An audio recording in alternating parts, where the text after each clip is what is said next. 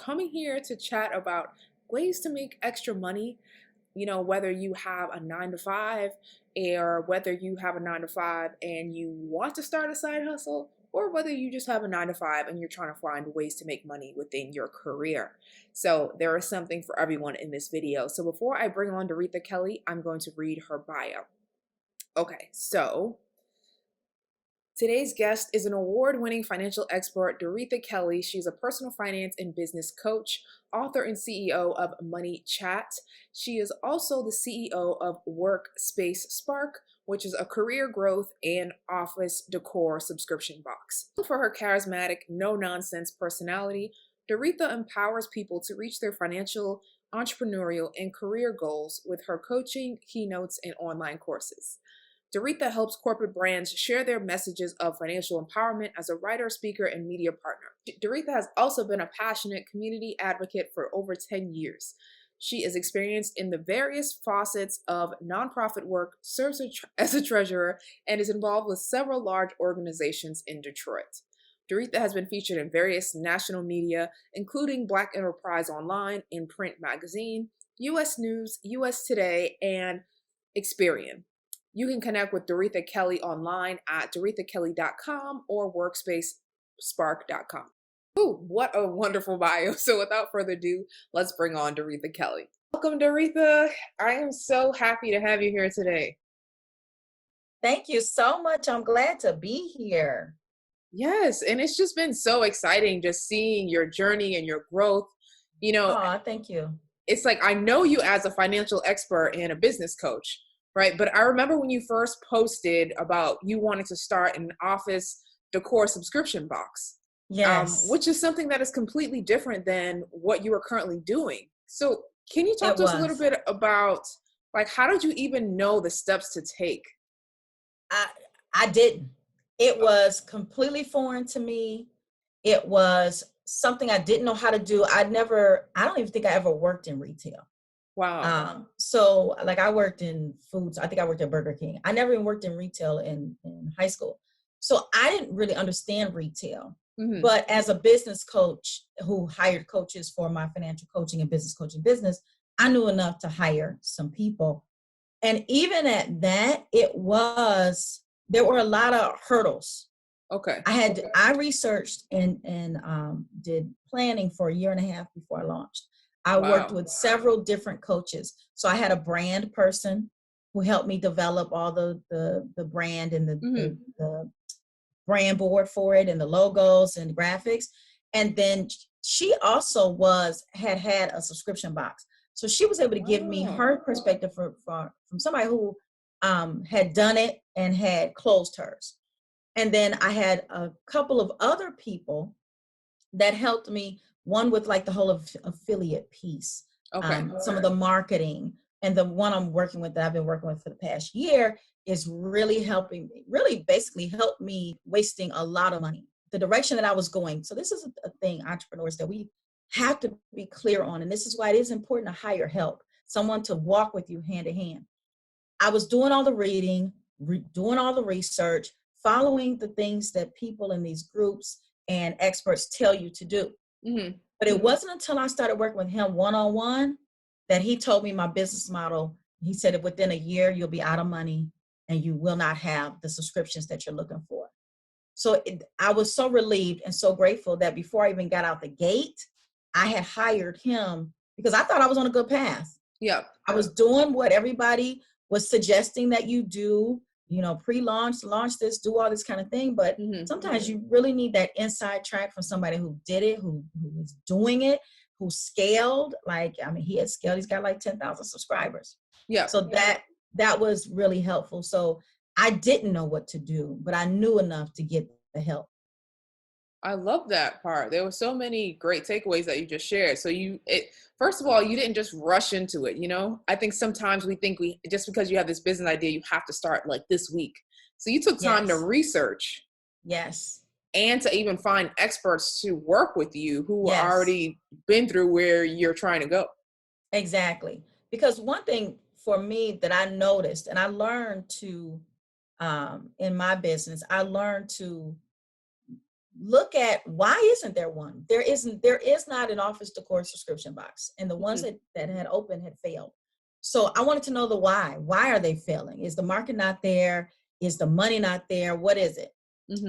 So that was one thing that was important for me, and the research. And I am a person who does like to go like, let's go. But I had to step back and say, you're not going to launch until you're ready, because I had done it before. I had done launches when I wasn't ready, and I knew what I did it more than once. Yeah. So I had vowed to never do that again, and it panned out for me. Love that. And can you talk a little bit about like the mindset shift that you had to have when it comes to like just wanting to start, a new business? Yes. I often wonder about my mindset. I'm like, you could really just be sitting up somewhere chilling right now. What is your problem? But when you have it in you, you just have to live the dream, So the mindset, to me, what I find with entrepreneurs is we want, you're looking at someone, you might see them on TV, you might see all their social media, they're looking wonderful, they got their products or their services and they're getting accolades. But you don't see the work that went into that. So you want to jump there without the work. We speak to people who are trying to think what they need to do to get the right mindset, especially those who have day jobs. Yes. If you have a day job, I'm going to speak to both day jobs and those who are full-time. If you have a day job, you have to, and you got responsibilities, whether you have kids at home or whether you're single, you still got stuff you do when you get off of work, right? You have to ask yourself, how much time every day am I going to spend on my business? I'm not a fan of like the quick hits. I believe it takes about a good 2 hours to get in a good flow for work. So what time are you going to get up early before you have to start your day and work from 6 to 8 on your business? Are you going to do it in the evening? And you have to be strong enough so that you won't get distracted or knocked off your box when someone says, hey, we're meeting up, or hey, let's jump on this Zoom happy hour. You have to say, okay, I can't do that today. I have to do this. You have to stay focused. So that's the first thing. The second thing is the money. It takes money. I know everybody's saying that you can start a business with $0, and I'm sorry, you can't start something that's going to be sustainable. There are some anomalies, right? But you have to spend money in your business. Therefore, that's why it's important that you are managing your personal finances correctly, because trust me, it's going to be your money. So people don't want to take away from their living the life that they live to sacrifice to invest in the business mentally, time-wise, and financially. I think that's a whole mindset shift. Yes, I love that. That is so true, because I think that so many times we see like those videos like how to start a business with just $0, and it's just like, well, no. Yeah, because like you said, you're going to need to invest in your business and even just invest in your knowledge and just like learning about how to even build this business successfully. Exactly. Or you find yourself spinning your wheels, which I did. I will be honest, I've been at this for a while, probably over 15 years, something like that. The time is flowing here. But in the first few, like I would even say probably the first 5 years, I'm trying to do everything myself until I realized you can't do this. It won't be successful. I heard that either you're paying with your time and just like keep making mistakes and time is going by, or you're paying with your money so you can speed up your process of learning. Exactly. And that's not to say if you're like, well, I'm just really trying to make it. That's not to say you create a plan and you start somewhere. You start putting money away for your business. So don't think that, if you're like, well, money's kind of tight right now, don't think you can't get started. I'm not saying that at all. I'm just saying you need to have a plan to be able to invest. And you can start a little bit at a time, $100. $500. Just start, every month. It's not like you got to drop down a ton of money right now for the whole year. Think about your monthly, what you need to spend at least to get started. I love that. And I also love how you mentioned you have to be good with your personal finances if you're trying Yes. to run a business. Because now Yes, it's like, if you're not good at managing, your own personal, like, how are you going to try to manage a company too? You know? exactly. Exactly. It's not going to work because here's what people think. They think, "Oh, I'll give that to my accountant." I know how everything in my business runs, from the money to the Hmm. marketing to everything. I don't have to do it to know how it gets done. And Mm, if you don't understand it, people can do anything with your stuff. that's true. You won't know. That is very true. And another point you were saying before was that sometimes, like, if we're a person who's maybe you do have this 9 to 5 and you have this business idea that you want to create, and then you're seeing other people living this dream that you want to live, right? And it seems all glamorous. You're seeing them speaking, you're seeing the beautiful social media photos, but Yeah. you don't know all the work that goes in it behind the scenes. That's right. That's right. You don't. And it's a lot of work. I mean, I'm here to tell you, it's a lot of work. It's a lot of moving people pieces. There are people, when you start hiring people part time, there's a lot of things to put in place. That's why it's important to start organized from the beginning. Yes, I love that. Okay, so you talked a little bit about the business owner who wants to create, their side business. And sometimes I even think that it's easy. The easiest business to kind of start on the side is kind of using the skills that you have from your 9 to 5. Sometimes, like, that's for me. That's Yeah. something that I did, but I know not everyone wants to do that. Build like a skills based business. So, like, I want to start Right. from scratch. I want to start anew. So for you, like, how did you even decide which path that you wanted to take? Well, with my financial coaching business, that was born out of the fact that I was a single mother. I had two girls, and I was tired of living paycheck to paycheck. So when Okay. I started learning how to manage my money, I was like, oh, everybody's got to know how to do this. So for me, it was a no-brainer. It's like, oh, I'm going to help my community. I'm going to teach everybody how to do this. Okay. And then I realized I could turn it into a business. And I was always entrepreneurial minded. I sold candles. I made jewelry. I've done everything. I cleaned houses Nice. in office buildings. So I had it in me, honestly. I knew. But for people who are like, I don't know what to do, I could, and they may not want to. Now, this is what I say, because I have had to tell people who have certain skills, like, listen, I know you don't want to start there. You don't have to end there, but this is the Mhm. low hanging fruit. Like, Yeah. this is what you know how to do. So, like, for instance, we all know Upwork, Fiverr, all that good stuff. And Hmm. being a virtual assistant is like one of the easiest, quickest ways, in my opinion, to get started.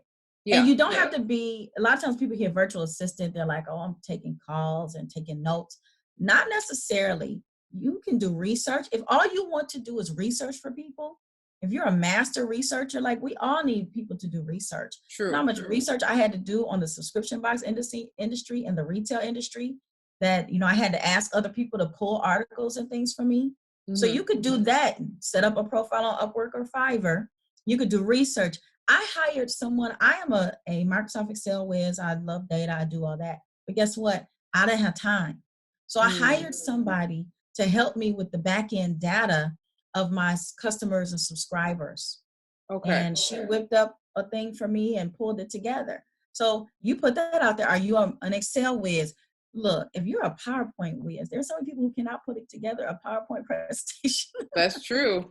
So you could just do all PowerPoints. There's so many different things that you can do, um, that is skills based, even though you may not like it because it feels like you just left your day job to now you're doing an extension of it.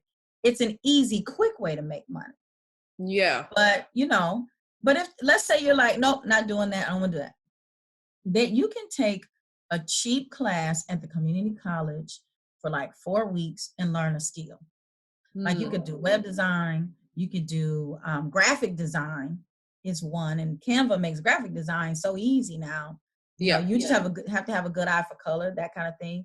People need graphics all the time. Social media is popping. Everybody needs some social media graphics. Hmm. You can take a class that will teach you a skill that you can make money off of it, and maybe you spent $200. Yeah. I love that. Yeah, graphic design is definitely like one of the skills that I use to make money Definitely. at the Latham You're great agency. at it. I love Oh, your thank stuff. you. But I just think that I love how sometimes we think that just because we're starting this business, this has to be the business that we have forever. You know, it's like, I don't want to Yeah. build this business for 20, 30 years. It's like, you don't have to think Yeah. that way. You could just start it right now, Right. get the skills, learn even just how to even run a business. Like that's just skills in Exactly. itself. And then if you feel like you need to pivot, you can pivot. Absolutely. Make the money now. Yeah. Like right now. And what's in demand now? I'm gonna tell you, I spoke to a group of youth yesterday. We did our little Zoom meeting, and one of the guys was like, well, I used to cut hair, and now I can't cut hair. And I was like, well, you know the right kind of clippers to use. You know the right kind of spray to clean your clippers. Why don't you start teaching people how to cut hair and just use yourself as the model, since you can't bring anybody in? He was like, oh, well, people will pay you $10, $15. You do it on Zoom or YouTube or whatever. And he was like, oh, that's a good idea. So that's the other thing. Like, what do you know how to do? As I have always gone to tutoring as far as a go-to for making extra money. What do you know how to do? And I'm not just talking about educational, of course, math and science and English, you can make a lot of money tutoring in those subjects. But what about the arts? Do you know how to sing? Do you know how to read music? Sure, people can Google, they can YouTube, but there's nothing like having a person, a vocal coach right there on Zoom, helping you work your stuff out, showing you how to read music, showing you how to play the piano. Yes. Anything like that. I love that. Yeah, there's just so many different ways on how you can make money. Okay, I There know is. so many so far we've talked about like the person who has maybe a 9 to 5, they want to have a business on the side, or maybe they want to do this full time. But what about the person that, you know, they're at this career and they're like, I don't want to start a side hustle. Like, how can I just make more money in this career that I'm in? Well, the truth is, so the way to make more money in your career is to, when you switch jobs, you can generally get a 20% increase. So I hear from a lot of people who stayed in a job for 20 years. And remember, you might get a little bump up, you might get a promotion, but you're getting those 3, maybe 5% increases every year. That's not really taking you that far. Yeah. So I tell people that every 2 years, they need to be looking for either a promotion or a new position so that they can get those bumps up. But here's the thing. Now, this is all a caveat, because there are some things about a job that outweigh the money, right? Sometimes. So Yeah. if you're in a position and it gives you great flexibility to do all the personal things you need to do and to work, you have to think about that kind of stuff. And then you will have to get a side job or something to make extra money, because the personal and the work-life balance that you have outweighs what you're looking for as far as financially. But so the first thing is about getting the first thing is about your career path and your career growth, and really having a plan for your career, which is part of the career growth part of Workspace Spark. I saw that when I was speaking to corporations and speaking to civic groups, and I do a career and money piece. Everybody wants to make more money, but there's a disconnect with how you show up at work and how you're delivering and why you're not making that money. So number one, always make sure that you're on point, that you're delivering with excellence, that you don't get caught up in the office cattiness, because you do build a reputation and a brand at work. And if you're trying to grow at work, you want your brand to be A1. When people think of you, and they don't have to like you to respect you, people will pull you on their team that may not personally like you that much, but they know that you get the job done. So that's some ways. But I also want to touch on, if there's overtime offered, definitely take the overtime. Like, I think that's one thing. It's like, I want to make more money, but do I want to work more hours? It's like, you gotta make a decision here. Like, pick one. Okay, you got to make more money. You gotta work more hours. I mean, that's just what it is. And then there are some fields like medical coders. My background is healthcare, finance, project, and all that good stuff. So medical coders, if you're working a day job as a medical coder, there's some other medical professions where you can get a job, or you can work more overtime at your job, or you can get a job where you're doing that at home as well. So it depends on your industry. There are any number of ways that you can make money in your current career. Mm-hmm. If you're at a place where they're like, there's no overtime, there's nothing extra you can do, and there's no promotions or anything like that, you really have to get a second job. That just essentially, it just is Yeah. what it is. No, I think that's true. I love how you said you basically have to figure out, what do you want? What are Yeah. you looking for out of this company? Like, is it the flexibility is important to you? Is it, more vacation days? Is Yeah. it, do they have, overtime? I Yeah. think that's an important question to identify. Like, do I have to work weekends? Like for me, if I'm looking for a career, like I don't want to work on the weekends. Like that's something that's important to me. Right. No, I don't even want to work on the on and off weekends like nurses do. Oh, I'm like, God bless everybody in the medical profession. Oh my God, no. big hug to y'all because they are some working people. Yes, I agree. And what you said was so true about, switching jobs every 2 years. There was an article on Forbes that recently came out that said that employees who stay in their companies longer than 2 years get paid 50% less. And I just can't Listen, believe that. well, because they're not getting that bump up. Remember, when you leave a company, you have such negotiating power around your salary. You're new, they're excited about you, and they're willing to pay you if you negotiate. Oof, that negotiating part is important. I remember the second job after I got out of college, like I was still new and I was afraid to even ask for more money. Like they're like, we'll start you off at this. And I had been searching so long that I was just happy to have something. I'm like, okay, I'll take Yeah. it, right? But I should have negotiated because the lower you start, the longer it's going to take you to grow. I did the same thing. I did the same thing. Like they offered me more money than I had even thought about. Part of it's because we didn't know to talk to somebody to understand how this all worked. So when you go from making $14 an hour to $20 an hour, you're like, yeah, this is the most money I've ever made. And you've messed up when the lady tried to prod me because it was like $19 an hour, $40,000 a year. I thought I was doing something. And she's like, are you sure you don't have any questions? Like, girl, you need to ask for more money. But she couldn't say that. And I was like, no, I'm good. I'm straight. This is wonderful.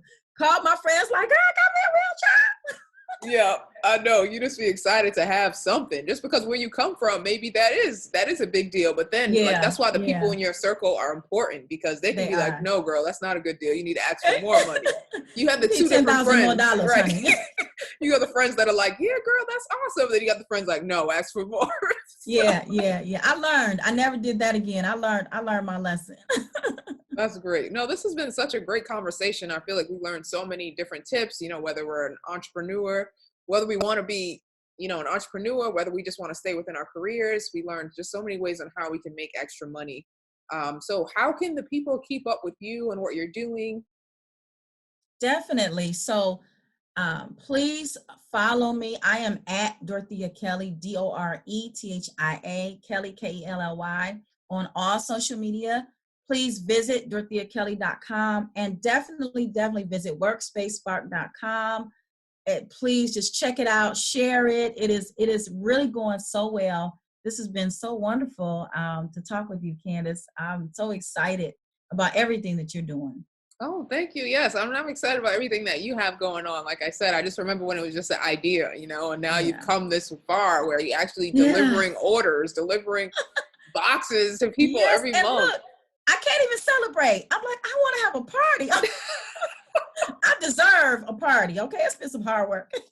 You did some hard work. You did your market research. You talked to the experts. You hired the experts. You had the marketing, the branding people. Yeah, you talk to people that, they didn't make it work. What do they wish they should have done better? Like, there's just so many different lessons that people can take out of this video. So I just want to thank you again for being here.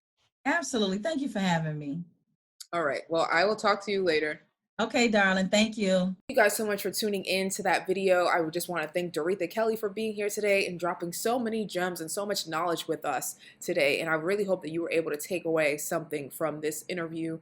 If you want to keep up with Dorethia Kelly, you guys can check her out at DorethiaKelly.com, or you can also check out her Workspace Spark brand at workspacespark.com. Enjoy this video, please make sure you give it a thumbs up and you hit that subscribe button. And if you're not already on my email list, I would love to have you. So make sure you sign up in the description box below. But until next time, guys, I'm Candice Latham, and I will see you guys in next week's video.